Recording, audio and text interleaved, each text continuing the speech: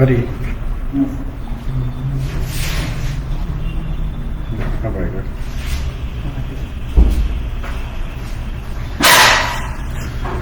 Good evening all of you. उम्मीद है कि आप लोग अच्छे होंगे। आज जो है कि हम लैब हैं वो 67 बीपीएससी मेंस पे लैब है।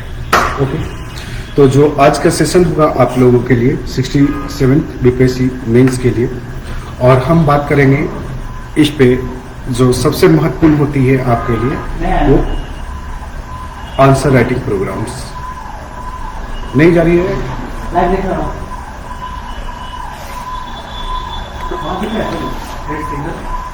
यहाँ तो दिख रहा है।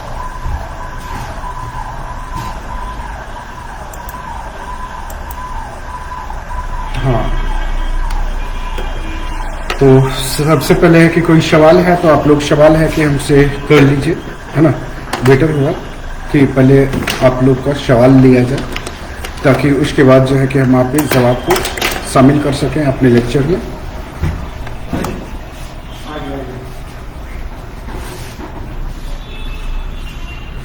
आप लोग जुड़े,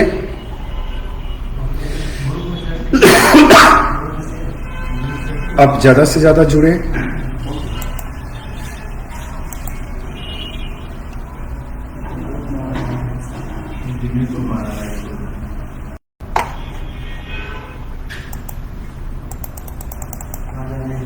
सवाल है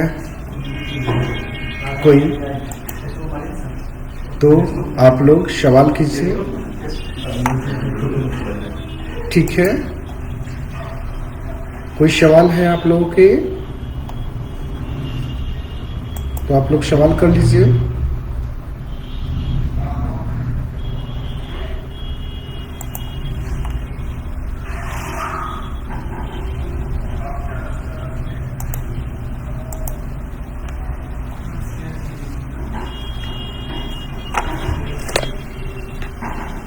तो हम लोग बात करते हैं 67 बीपीएससी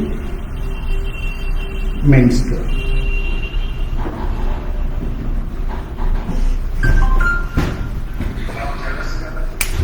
तो सबसे पहले हम लोग देखते हैं कि समस्याएं क्या है और चुनौतियां क्या है आपके लिए, है ना।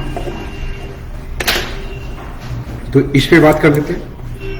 आपको करना क्या है, क्या चाहिए और कर क्या रहे, है ना। अगर सवाल है तो सवाल पहले है कि आप ले लीजिए। सवाल से जो है हम आपका सवाल लेने की कोशिश करेंगे। अगर आप लोग है कि सवाल पूछना चाहते हैं तो सवाल पूछ लीजिए, उसके बाद जो है हम इस पर बात कर लें।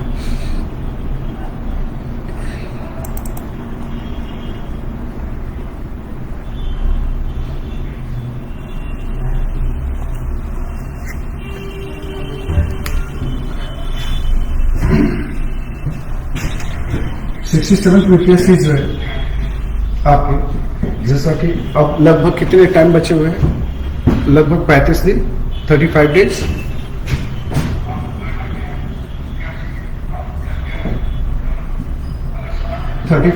जो है आपके पास है।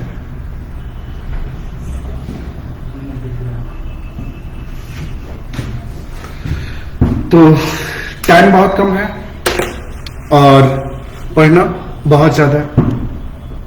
तो कैसे करें और कैसे ना करें, रणनीतियां क्या होनी चाहिए और क्या आप अपना रहे हैं। तो इतने टाइम में जो है कि सारे सब्जेक्ट जो है कि अगर आप चाहेंगे कि हम प्रॉपर पढ़ लें तो वो संभव नहीं होगा। तो आपको सिलेक्टिव होने की जरूरत है सबसे पहले, है ना। तो सिलेक्टिव होने के लिए जो है कि हमें देखना क्या है, तो उस पर बात कर ले। पहले सबसे पहले जो है कि आप लोग प्रीवियस ईयर क्वेश्चंस को जो है कि टारगेट कीजिए, है ना। प्रीवियस ईयर के क्वेश्चन को अगर टारगेट करते हैं तो टारगेट करने का मतलब ये है कि पहले आप लोग देखें कि क्वेश्चन पूछा क्या जा रहा है और क्वेश्चन संभावित क्या हो सकता है, ठीक है। तो सबसे पहले है कि प्रीवियस ईयर के क्वेश्चंस का जो है आपको एनालिसिस करना होगा, ताकि है कि आप उसमें से जो है कि हिट टॉपिक जो है आप वहां से निकाल सकें। मेरी बात समझ में आ रही है? अगर हिट टॉपिक नहीं निकालेंगे तो फिर है कि आपको गड़बड़ हो जाएगा, है ना। चूंकि टाइम बेहद ही कम है और इसमें रणनीतियां जो है आपके लिए मायने रखती है। ऐसा नहीं है कि बिल्कुल ही एग्जाम जो है कि आपके हाथ से निकल गया है, ऐसा कुछ नहीं है ना। और सबसे अच्छी बात यह है कि इस बार कट ऑफ हाई जाने के कारण जो जितने भी जो सिंसियर सिविलियन है ना, जो सिविल सर्विसेज के एस्पिरेंट हैं, वो लगभग क्या है, बाहर है। चूंकि सिंसियर सिविल सर्विसेज का एस्पिरेंट करने का तात्पर्य है कि वो स्टूडेंट्स जो केवल और केवल सिविल सर्विसेज का एग्जाम की तैयारी कर रहे हैं, है ना, और वो जो है कि आपको वो जो है पीटी के साथ साथ जो है मेंस को भी वो फोकस करते हैं। तो ये जो है कि क्या है कि कट ऑफ के रेंज में आया ही नहीं। जनरली तौर पे है कि सिविल सर्विसेज के जो एस्पिरेंट होते हैं, है ना, वो पीटी और मेंस दोनों की तैयारी साथ साथ लेकर के चलते हैं, जिसके कारण वो जो है फैक्ट को ज्यादा फोकस नहीं कर पाते और उनका उद्देश्य भी ये नहीं होता कि वो फैक्ट को फोकस करें, और वो जो है कि मेंस क्वालिफाई पे फोकस ज्यादा करते हैं। तो इस वजह से हुआ क्या है कि इस बार कट ऑफ अधिक जाने से जो है कि प्योर सिविलियन स्टूडेंट्स जो है कि क्या हुए हैं, वो कट ऑफ से बाहर हो चुके हैं। कुछ स्टूडेंट्स जो है कि वो इन है ना, तो उनके लिए अपॉर्चुनिटी है ना, उन लोगों के लिए अपॉर्चुनिटी है जो है कि पहली बार दे रहे हैं, उन लोगों के अपॉर्चुनिटी है ना, जो एक दो बार मेंस दे चुके हैं और वो इस बार भी दे रहे हैं। तो उनके लिए बेहद महत्वपूर्ण ये सेशन है ना। आप लोग करें क्या कि सबसे पहले जो है प्रीवियस ईयर का जो है कि क्या करें,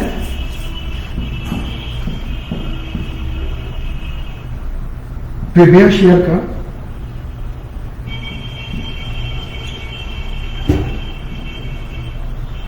क्वेश्चंस को एक बार देखिए, ठीक है। प्रीवियस ईयर के क्वेश्चंस को देखेंगे तो एनालिसिस कीजिए, इसको एनालिसिस कीजिए, एनालिसिस करें, है ना। एनालिसिस के दो तरीके होंगे, है ना, एक माइक्रो लेवल पर और दूसरा मैक्रो लेवल पे, ठीक है। तो ये माइक्रो लेवल पर और दूसरा माइक्रो लेवल पर। इसके तहत जो है कि आप एलिमिनेशन थ्योरी भी अपना सकते हैं, है ना। क्या पूछ रहा है और क्या नहीं पूछा है और क्या नहीं पूछेगा, ठीक है। ये तीन तरीके से जो है कि टॉपिक देखने का प्रयास करें, ठीक है। हम 67 मेंस स्ट्रेटेजी की बात कर रहे हैं कि कम समय में जो है कैसे हम उसको प्रिपेयर करें, ठीक है। तो हम इस पे आपके साथ बात कर रहे हैं, ठीक है। क्लियर है आप लोगों को, मैसेज क्लियर जा रही है। तो इस पे है कि हम लोग देखते हैं कि क्या रहना क्या है ना। तो सबसे पहले जो है कि आपको देखना होगा कि रेंज क्या लेना है। बीपीएससी में जो है कि लगातार जो है कि बदलाव आ रही है और बदलाव के दौर से लगातार बीपीएससी गुजर रहा है। तो इस समय जो है कि आपका बदलाव जो है कि 68 में स्पष्ट तौर पे देखा जा रहा है। अगर मेंस के तौर पे बात किया जाए तो 3 से 4 बार जो है कि बदलाव हो चुके हैं। अभी जो वर्तमान ट्रेंड जो है हम बात करते हैं तो वर्तमान ट्रेंड जो है 56 में जो चेंज हुए हैं, ठीक है। तो आप जो क्वेश्चन उठाए, है ना, कम से कम जो है आप 48वीं से क्वेश्चन उठाना शुरू करें, है ना। 48वीं से 52वीं का, है ना, फिर 53वीं से 55वीं का, फिर 56वीं से जो है 59वीं का और 60 और 62 का, फिर 63 का, फिर 64 का और 65 और 66 बीपीएससी का, 66 बीपीएससी का, ठीक है।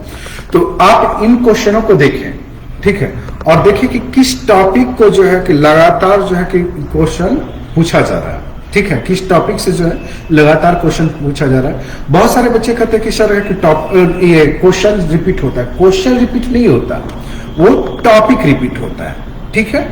टॉपिक रिपीट होता है तो टॉपिक को है कि आप पहले सिलेक्ट करें कि टॉपिक क्या पूछ रहा है ना, और उसको आप डिनोट करें, ठीक है। और एक जो है कि आप बना ले कि कितने टॉपिक जो है कि इतने दिनों में पूछे गए और कौन सा टॉपिक जो है अल्टरनेट करके पूछ रहा है, ठीक है। क्लियर है। तो ये आप जो है एक लिस्ट बनाए और लिस्ट के माध्यम से जो है कि आप देखें कि आगे का क्या संभावना बनता है। क्लियर है। तो इस पे जो है मैक्रो और माइक्रो एनालिसिस की आपको जरूरत होगी। ओके। अब जो है कि जो टॉपिक सिलेक्ट करते हैं ऐसे में जो है कि आपको लगभग जो है कि करीब है ना 40 से 50 टॉपिक ऐसे होंगे जो है कि आपके हॉट टॉपिक में होंगे, है ना। तो उसको जो है कि आप लोग सिलेक्ट कर लीजिए, ठीक है।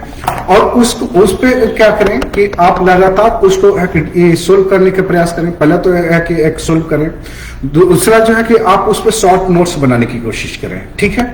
आप टॉपिक को पढ़िए, डिटेल में पढ़िए और उसको शॉर्ट नोट्स बनाइए, ताकि है कि आपको समझ जो है कि क्या हो, बिल्डअप हो, डेवलप हो, और उसको स्ट्रक्चर बेस में नोट्स बना लें, ताकि आपको रिवीजन करने में बहुत ज्यादा टाइम ना लगे।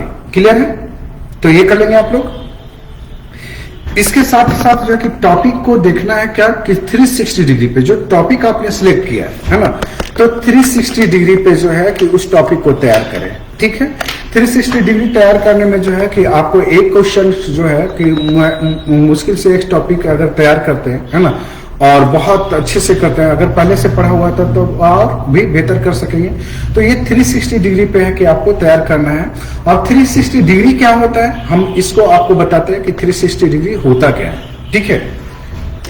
तो हम जनरली तौर पे जो अपने बच्चों को जो पढ़ाते हैं, है ना, वो 360 डिग्री पे काम करने के लिए सिखा रहे हैं कि बेटा ऐसा है कि क्वेश्चंस को देखो, कि टॉपिक को देखो कि 360 डिग्री पे उसे तोड़ा कैसे जा रहा है, ठीक है। अब आप जवाब देते जा रहे हैं, तो 360 डिग्री पे कैसे तोड़ा जाता है, तो ये हम आपको बताते हैं कि एक क्वेश्चन से कितने टाइप के सवाल पूछे जा सकते हैं, है ना, वो हम आपको सामने रखते हैं, ठीक है।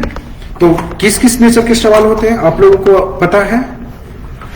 आप लोगों को पता है कि किस किस नेचर के सवाल जो है कि लगातार पूछे जा रहे हैं, या किस किस लेवल के सवाल पूछे जा सकते हैं, किसी टॉपिक को कितने तरीके से तोड़े जा सकते हैं, आप लोगों को आइडिया है? आप लोग जुड़े हैं तो सवाल है कि करें, और साथ ही साथ जो है कि हमें भी आप बताएं, ठीक है।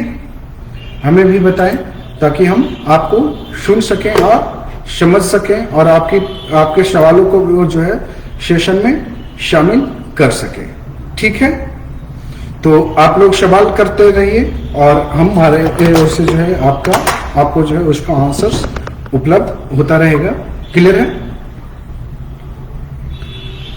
तो 360 पे बात कर रहे थे कि 360 डिग्री पे किसी भी टॉपिक को कैसे तोड़ा जा सकता है, या किस तरह के सवाल जो है कि यहाँ पर पूछे जा सकते हैं। तो इस पे है कि हम आपसे रूबरू हो रहे हैं, तो आप लोग है कि हमें बताएं थोड़ा सा।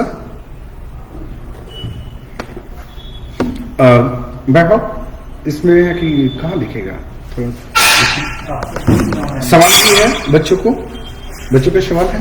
सवाल नहीं सर, सिर्फ एक ऑप्शनल सब्जेक्ट के लिए सजेस्ट करें सर, मेरा ग्रेजुएशन हिस्ट्री के लिए समझते हैं। और कोई सवाल नहीं है? हेलो,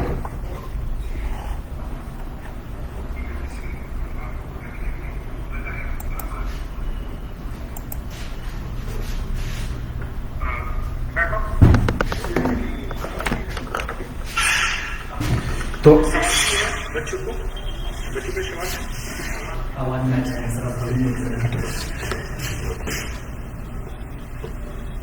और कोई सवाल नहीं है? तो हम लोग बात कर रहे थे यहाँ पे 360 पे। तो चलिए, कोई भी टॉपिक में कितने तरीके से जो है सवाल पूछे जा सकते हैं, तो कोई टॉपिक ले लें या फिर ऐसे ले लें, है ना।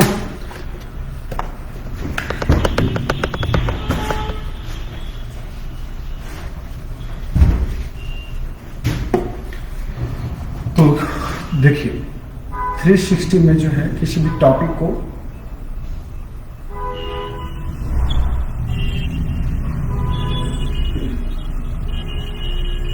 थ्री 360 डिग्री फॉर्म में जो है कि किसी भी टॉपिक को कितने तरीके से देख सकते हैं। देखिए, कोई भी टॉपिक है, अगर पर्सनालिटी से जुड़ा हुआ कोई टॉपिक है ना, अगर कोई पर्सनालिटी से जुड़ा हुआ टॉपिक है तो आप उसमें सबसे पहले क्या देखेंगे? भूमिका, है ना।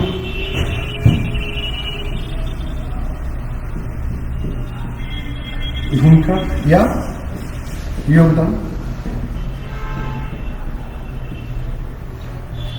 ठीक है। कोई भी टॉपिक को, है ना, या तो योगदान पूछेगा या तो भूमिका पूछेगा। अगर पर्सनालिटी नहीं है तो भूमिका और योगदान की जरूरत नहीं पड़ेगी, ठीक है। अगर कोई आंदोलन है तो आंदोलन में क्या देखेंगे? आंदोलन में किसी नेतृत्व का भूमिका या फिर उस आंदोलन के कारण, इससे सवाल पूछ सकते हैं।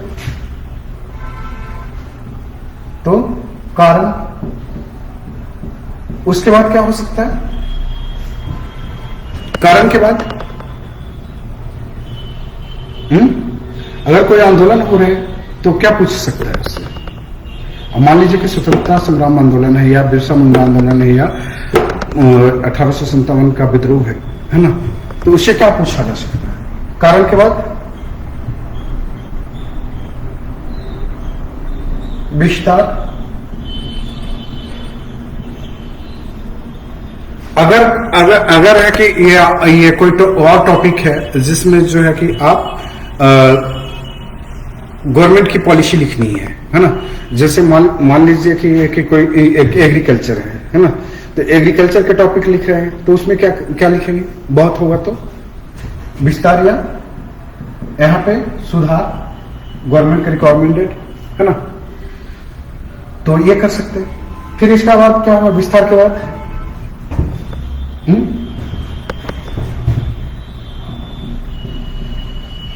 परिणाम, स्वरूप,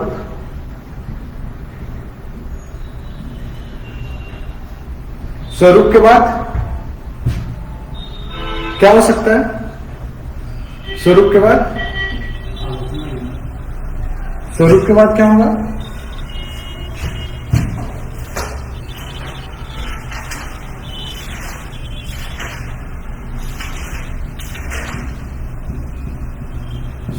स्वरूप के बाद क्या होगा? परिणाम, परिणाम के बाद क्या होगा? परिणाम के बाद प्रभाव, प्रभाव के बाद क्या है? प्रभाव के बाद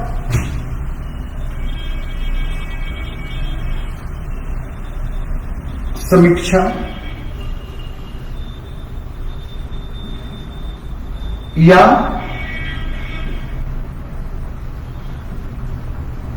आलोचना या और क्या हो सकता है? महत्व। आलोचना बाद में करते हैं है ना, सबसे लास्ट में करेंगे। महत्व, महत्व के बाद कितने हो गए? 1 2 3 4 5 6 7 8। और क्या हो सकता है? इसके बाद क्या हो सकता है? आलोचना। ठीक है,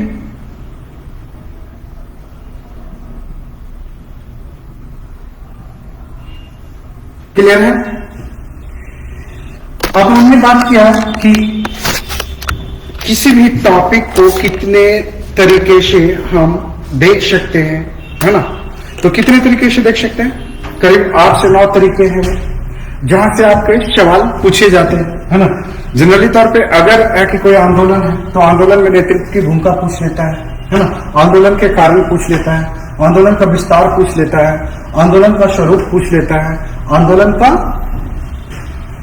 स्वरूप पूछ लेता है, आंदोलन का परिणाम पूछ लेता है, आंदोलन का प्रभाव पूछ लेता है, आंदोलन की समीक्षा पूछ लेता है, आंदोलन का महत्व पूछ लेता है।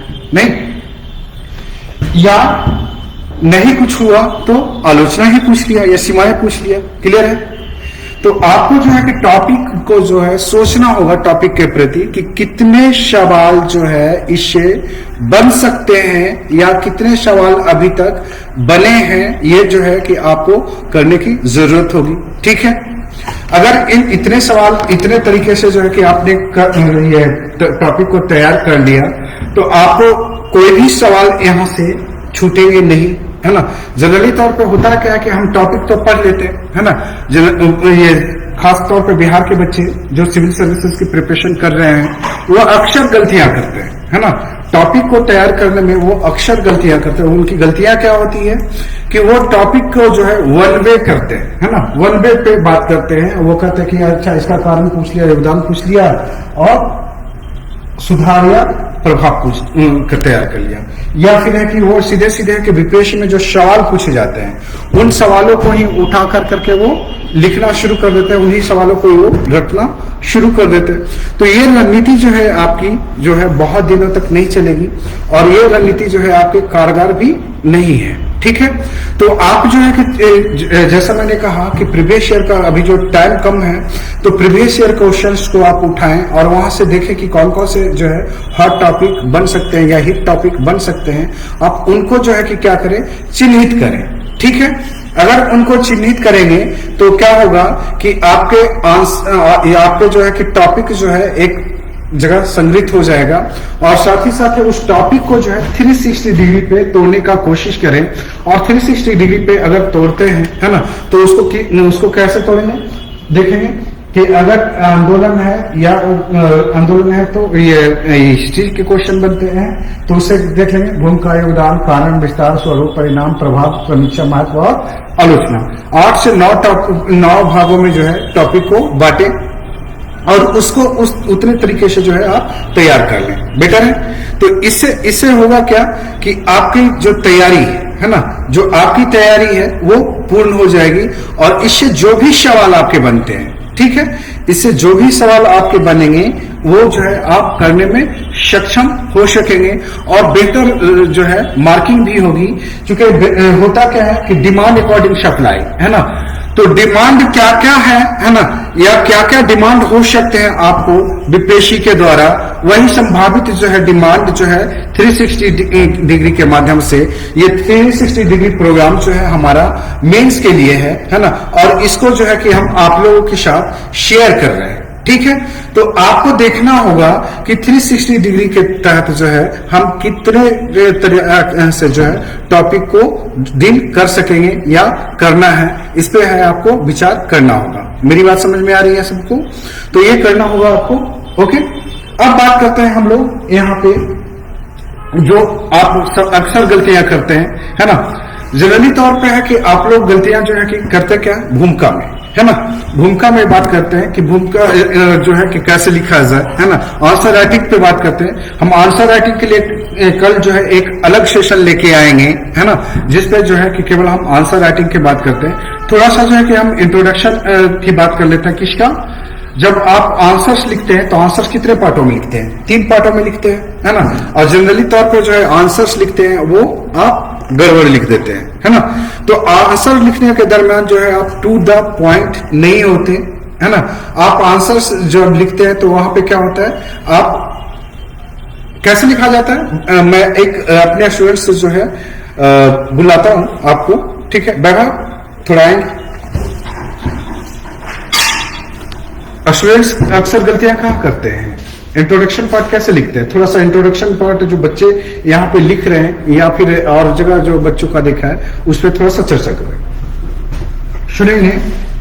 अक्सर देखा जाता है कि बच्चे क्वेश्चन को ठीक तरीके से नहीं पढ़ पाते हैं, जिस वजह से वो इंट्रोडक्शन में कुछ और ही लिख देते हैं। क्वेश्चन की जो डिमांड होती है वो डिमांड को न लिखकर अक्सर भटकाव देखा जाता है, और जो क्वेश्चन में इंट्रो दिया जाता है उसके जगह पे कुछ और ही लिख दिया जाता है। और कहाँ गलतियां करते हैं? और क्वेश्चन के डिमांड में मेन बॉडी में भी गलती कर दी जाती है। जो क्वेश्चन डिमांड कर रहा होता है उनको छोड़कर किसी और चीज को लिख दिया जाता है। कंक्लूजन अक्सर देखा जाता है कि बच्चे जो लिखते हैं उसमें है कि इंट्रोडक्शन पार्ट और कंक्लूजन लगभग सेम होता है। जी जी बिल्कुल सर। तो ऐसा क्यों?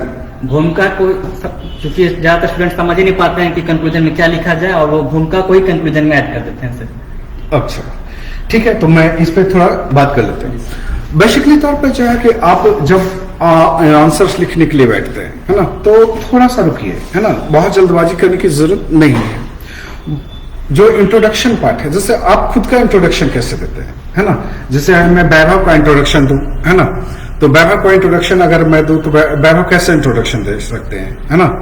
तो वैभव एक बार अपना इंट्रोडक्शन देंगे और एक उसी इंट्रोडक्शन को मैं देता हूं, है ना।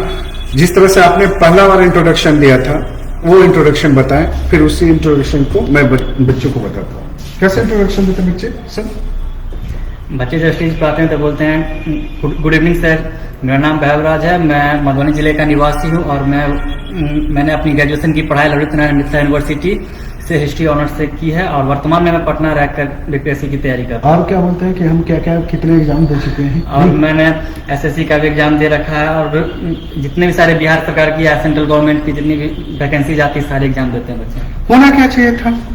होना चाहिए था अगर अपना इंट्रोडक्शन दे रहे हैं। मेरी बात समझ में आ रही है? मैं वैभव को इसलिए आपको इसमें शामिल किया कि वैभव जो है आपको एग्जाम्पल के थ्रू बताएंगे कि बच्चे गलतियां कहाँ करते हैं। तो ये तो आंसर राइटिंग की बात मैं उसमें बताऊंगा कि उसका उपयोग कैसे करें। तो जनरली तौर पे इंट्रोडक्शन जब है कि बच्चे हमारे पास आते हैं तो वो अपनी पूरी हिस्ट्री जो है कि सुनाना शुरू कर देते हैं, है ना। तो सीधी सी बात है, इंट्रोडक्शन का मतलब मैं जो चाहता हूं, है ना, एश्योरेंस तो कि वो टू द पॉइंट इंट्रोडक्शन दे, है ना। अगर कोई बच्चा मेरे पास आता है तो उसका मोटिव उसमें दिखना ही चाहिए, है ना। इसी तरह से जो है कि जब आप आंसर्स लिखते हैं, है ना, तो उसमें जो है कि जो क्वेश्चन पूछा गया है, क्वेश्चन पूछने का मोटिव दिखनी चाहिए, क्वेश्चन का डिमांड दिखनी चाहिए, क्वेश्चन में क्या सप्लाई करना है वो दिखनी चाहिए। अगर मान लीजिए कि वीर कुंवर सिंह की भूमिका पूछा जाए, है ना, तो वीर कुंवर सिंह की भूमिका में आप लोग क्या बताते हैं? क्या बताते हैं? वीर कुंवर सिंह का जन्म यहाँ हुआ, उनके फादर का नाम ये था, वो था। क्या है ये? रुकिए थोड़ा सा, है ना। यहाँ पे जो है कि आप अक्सर गलतियां कर देते हैं। आप वो चीजें बताना शुरू करते हैं जो उसमें डिमांड ही नहीं है ना। तो डिमांड अकॉर्डिंग सप्लाई, ये जो है कि हम आंसर राइटिंग का जो सेशन लेके रखे आएंगे हम उस पर बताएंगे। आज जो है कि हम लोग बात कर रहे थे कि जो टॉपिक आप लोग तैयार कर रहे हैं वो 360 डिग्री पे जो है कैसे तैयार करें, हम इस पे बात कर रहे थे। हमारे जो प्रोग्राम्स हैं, हमारे जो इंस्टीट्यूट का प्रोग्राम है ना, उसमें जो है कि ये सब सारी चीजें शामिल है। तो हम अपने प्रोग्राम्स के बारे में भी बताएंगे आप लोगों को और चीजें जो है मेंस की तैयारी के बारे में भी बताएंगे। फिलहाल जो है हमारे पास जो ये क्लासेस चल रही है वो जो है मेंस की चल रही है, पीटी की चल रही है, फाउंडेशन बैच की चल रही है, आंसर राइटिंग का प्रोग्राम चल रहा है, टेस्ट सीरीज आने वाला है, ठीक है। तो आप लोग है कि हमारे इंस्टीट्यूट से है कि जुड़े और उम्मीद करता हूं कि बेहतर से बेहतर जो आपको फैसिलिटी यहाँ पे उपलब्ध कराई जाए आप लोगों को, ठीक है। कोई भी दिक्कत होती है, कोई भी समस्याएं होती है तो आप लोग है कि आप डायरेक्ट हमसे कांटेक्ट करें, ठीक है। चलिए, तो नेक्स्ट सेशन जो है कि हम लोग बात करेंगे यहाँ पे आंसर राइटिंग पे। ओके, चलिए, ऑल द बेस्ट। आज का सेशन यहीं पे समाप्त करता हूं।